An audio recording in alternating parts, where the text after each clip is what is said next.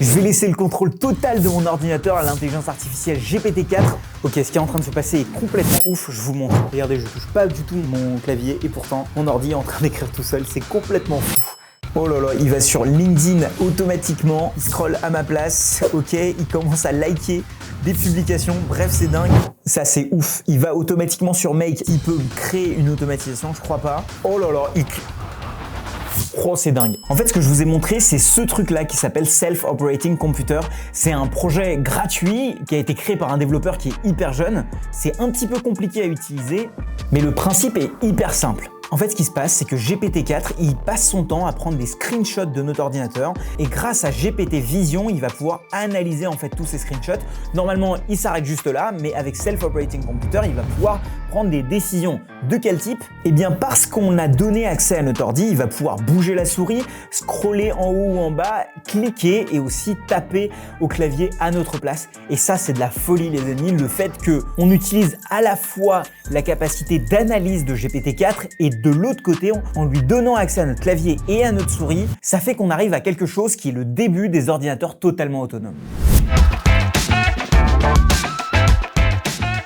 Alors, je vais vous montrer un peu comment ça marche, ce Self-Operating Computer. Il me dit « Ask to do anything ». Je vais juste faire « OK ». Et là, l'ordinateur me parle en me disant « Hello, I can help you with anything. What would you like to do ?» Donc, en gros, qu'est-ce que tu aimerais faire? Moi, je lui dis par exemple « Va sur YouTube et trouve-moi la chaîne de Shubham Sharma et like une de ses vidéos. » Je clique sur « Entrée » et vous allez voir, il va se passer vraiment un truc de dingue. Je sais pas si vous entendez le bruit, mais à chaque fois, il prend un screenshot. Et là, regardez, il vient d'ouvrir la barre Google Chrome. C'est assez flippant. On va voir ce qu'il va taper. Oh là là, youtube.com. Il va sur youtube.com. Là, c'est flippant parce qu'on va voir mon historique YouTube. Ça va, il n'y a pas de dinguerie. Ok, est-ce qu'il va pouvoir aller sur la barre de recherche? Ok, il a été sur la barre de recherche. Est-ce qu'il va taper Shubham Sharma ou pas? Ok, il écrit Shubham Sharma. C'est dingue, c'est ouf. Il va aller sur ma chaîne, je sais pas s'il va cliquer sur une vidéo ou plutôt... Oh là là, il clique sur ma chaîne, c'est ouf. Et pour vous montrer qu'il n'y a pas de montage, il n'y a rien du tout, je suis juste en train de filmer mon ordi cette fois-ci avec mon téléphone. Et voilà, ça bouge la souris, ça clique sur une vidéo. Je sais pas s'il va passer la pub d'ailleurs, ça je sais pas. Ah, peut-être qu'il va juste liker en fait. Je me demande s'il va liker. Est-ce qu'il va aller cliquer ici ? Non, il a juste... Ah, je crois qu'il s'est planté. Ok, il a lancé une autre vidéo de moi. Bref, c'est dingue. Vous avez compris, GPT-4 donc analyse chacun des screenshots en fait qu'il prend sur mon ordi et prend des décisions sur où bouger la souris, etc. Je vous montre exactement ce qui se passe dans le fond. En fait, ce qu'il va faire, c'est qu'il va dire « Ok, j'ai besoin de lancer Google Chrome ». Après, il va dire « Ok, j'ai lancé, maintenant il faut bouger la souris et cliquer sur YouTube Bookmark ». Et puis ensuite, il faut... Là, je sais pas ce qu'il essaie de faire. Il essaye d'aller au site YouTube. Après, il tape youtube.com.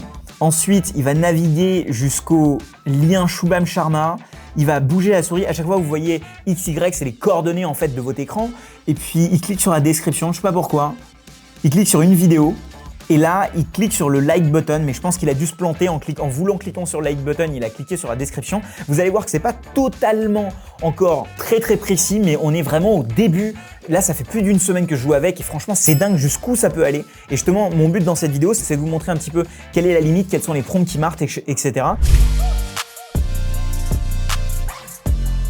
J'appuie sur Operate, c'est ce qui permet de lancer en fait le Self-Operating Computer. Je clique sur OK et là pareil, il me redemande OK, comment est-ce que je peux t'aider? Cette fois-ci, je vais faire un truc un peu spécial.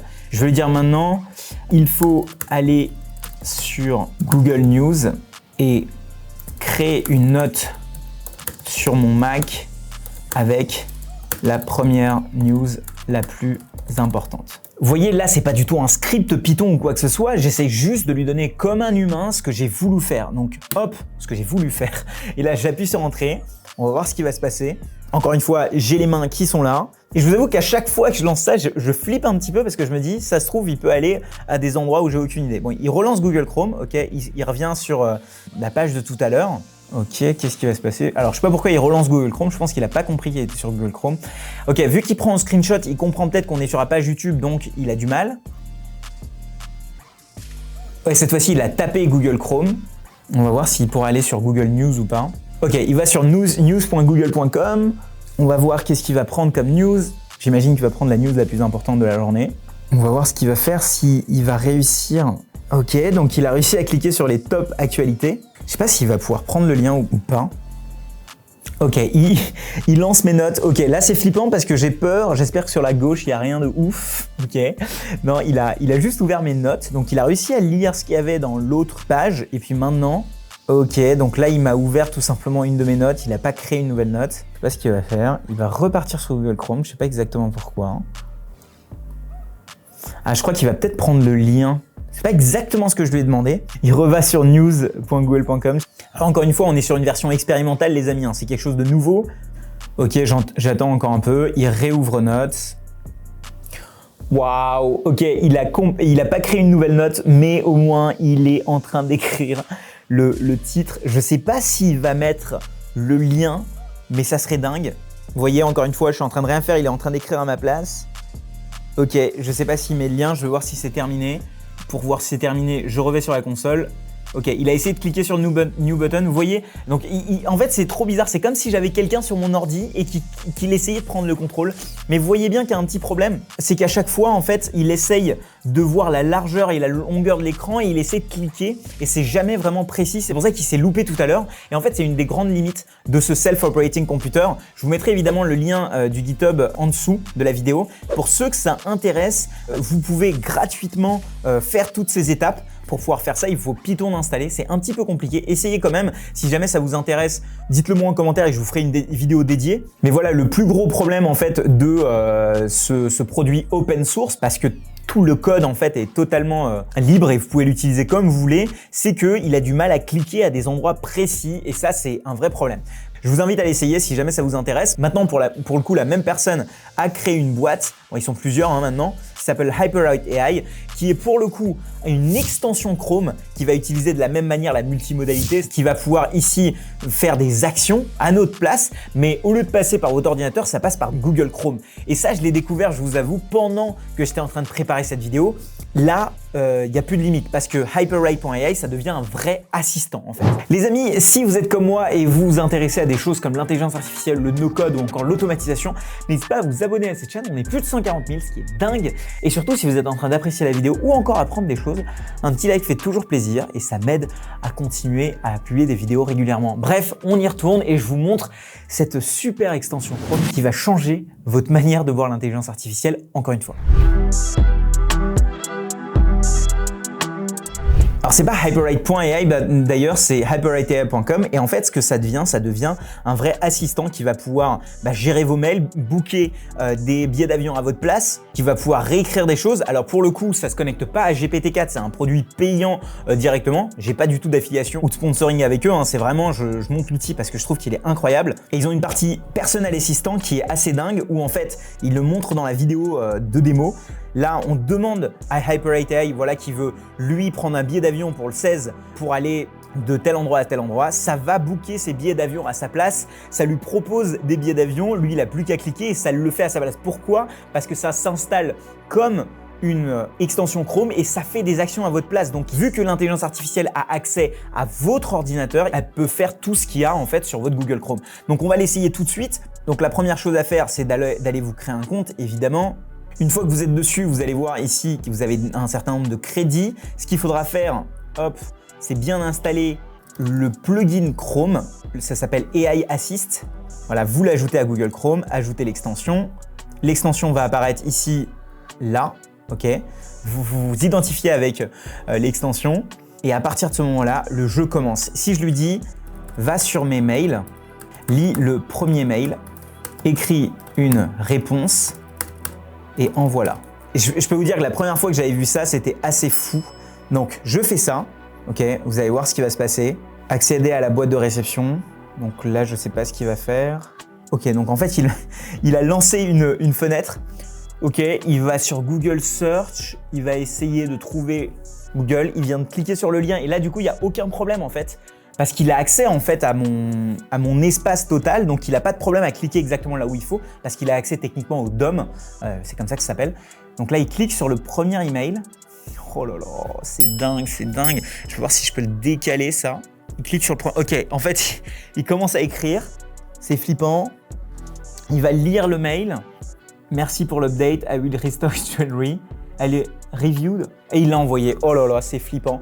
Donc là, je crois que j'aurais dû... Bon là, heureusement que c'est une newsletter. Je vais quitter ça tout de suite. Heureusement que c'est une newsletter et pas une vraie personne à qui ça l'a envoyé. Je peux lui demander par exemple, est-ce que tu peux me booker un train entre Paris et Londres sur SNCF, mais demande-moi de confirmer les prix avant.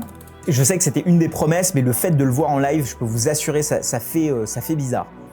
Ok, il est en train de naviguer, il va sur le site SNCF. Ah là, je me demande si la cookie, il va pouvoir l'enlever ou pas, le cookie. Et encore une fois, hein, je touche rien, les amis, c'est fou. Ok, I'm going to accept the cookie. En gros, j'avais 5 crédits, je les ai tous utilisés. Après, sinon, il faut aller à la version payante. C'est le genre d'outil en fait que je prends assez facilement. C'est 20 € par mois pour 200 assistant credits. Honnêtement, les 200, on les utilise quand même assez vite, en sachant que je crois que chaque action est un crédit. Bref, je vous ai montré ça sous 2 versions. Une version open source totalement gratuite que vous pouvez installer sur votre ordi avec un peu de connexion en Python. Et puis la boîte derrière ça, c'est Hyperwrite AI. Je sais pas combien de temps ils vont durer parce que la multimodalité, ça devient vraiment quelque chose qui devient de plus en plus banal. Mais ce qui est fou, c'est qu'on est vraiment au début d'un ordinateur autonome. Et là, pour l'instant, je lance sur mon ordi, mais imaginez le lancer sur plein d'autres serveurs. Vous pouvez faire un truc hyper simple, typiquement un ordi qui s'occupe de répondre à vos commentaires YouTube, un qui va gérer vos mails, votre support, etc. Un qui va gérer vos tâches administratives, du genre les impôts, etc.